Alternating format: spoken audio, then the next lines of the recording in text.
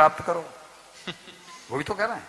अच्छा, जिसको तुम प्राप्त करने हो वो जीव है, तो क्या जो मारा जाएगा वो जीव नहीं है?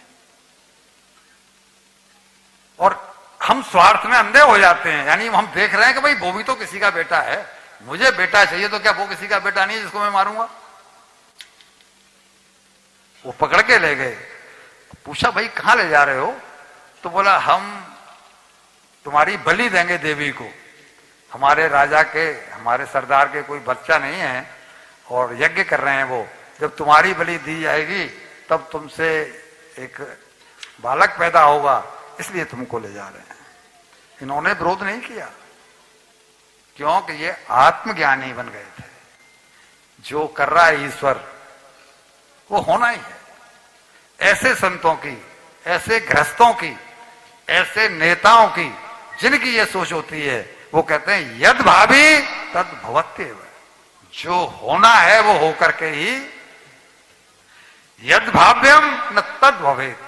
जो नहीं होना है वो हो नहीं सकता।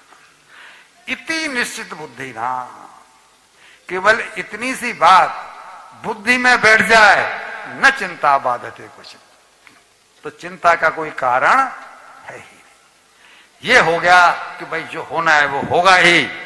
और ये कहते थे मुझे तो मरने में क्या जाता है, मैं तो यहां पर हूं तब भी आनंद में हूं, और जब मर जाऊंगा तो भगवान के पास जाऊंगा, वहां भी आनंद है। मरने से सब जग डरे पर मेरे मन आनंद। मरने से सब जग डरे पर मेरे मन आनंद।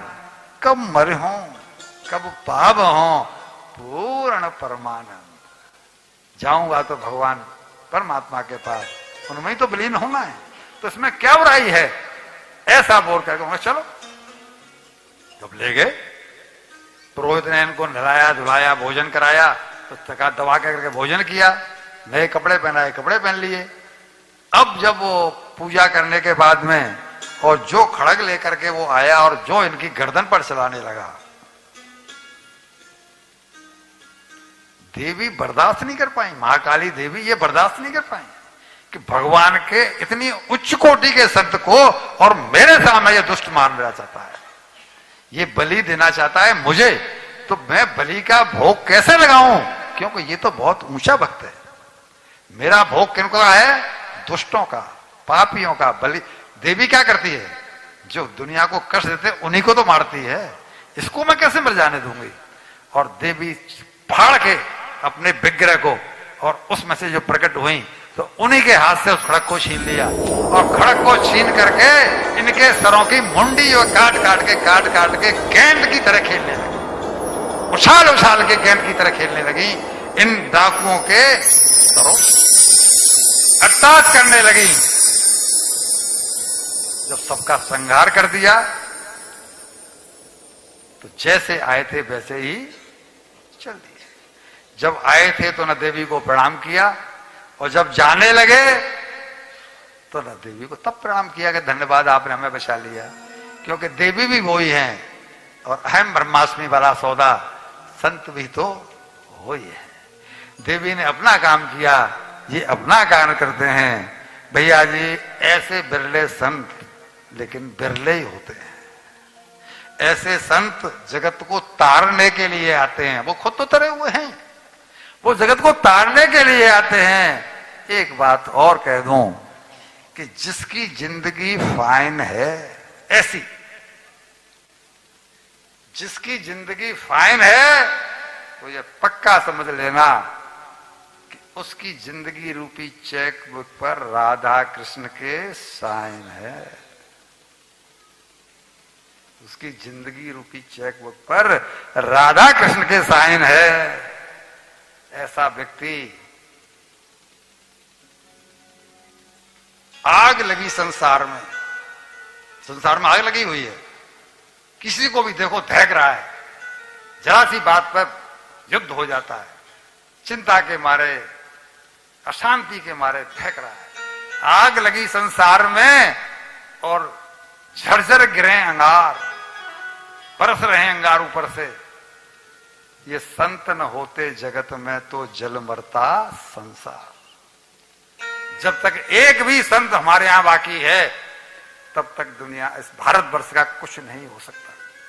लेकिन संत अपना संतत्व संभाल कर नहीं रख पा रहे हैं, ये उनकी अपनी सोच है, उसमें हमें कहने का अधिकार कुछ है नहीं। लेकिन स्थिति ये है, वो संत जो बद्रीनाथ में बैठ के तपस्या कर रहे हैं, जब बर्फ गिरती है वहां पर 6 महीने तक, ऐसे लोगों से सीखा हुआ चल पड़े। और संजोग ऐसा हुआ कि एक राजा रहुगढ़, वो जा रहा था कपिल मुनि के पास वेदांत का उपदेश लेने के लिए, आत्म तत्व का ज्ञान पाने के लिए। कपिल मुनि कौन? कपिल मुनि कौन? जोर से बोलिए। कथा नहीं सुन रहे?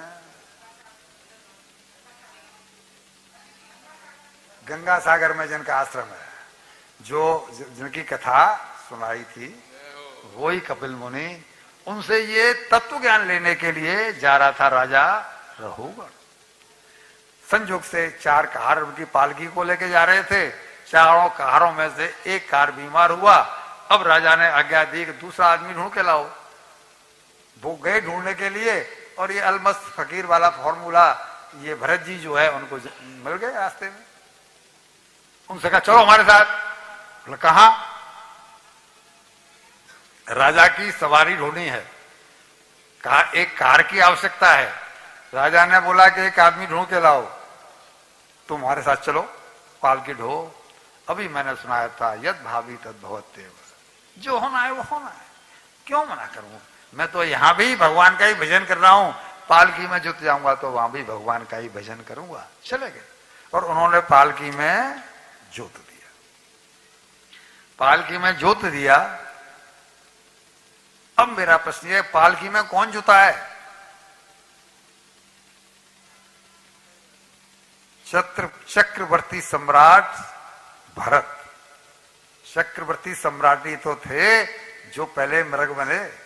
चक्रवर्ती सम्राट ही तो दूसरे जन्म में ब्राह्मण के घर में जन्म लेकर के जड़ भरत कहलाए। किस भूल से? केवल एक आसक्ति के कारण। केवल एक आसक्ति के कारण। अब बताइए कि उनको तो केवल एक आसक्ति के कारण था। अब थोड़ा हम अपने ऊपर ले लें। हमारे पीछे 5 आसक्ति हैं कि नहीं है? एक श्लोक है, वो मैं सुना देता हूं, फिर उसकी व्याख्या करता हूं। वो सुना इसलिए रहा हूं कि आप लोग इतने ध्यान से कथा को सुन रहे हैं जिसका कोई जवाब नहीं। इतनी शांति से कथा श्रोता बहुत कम मिलते हैं जो एक एक शब्द को सुन रहे हैं।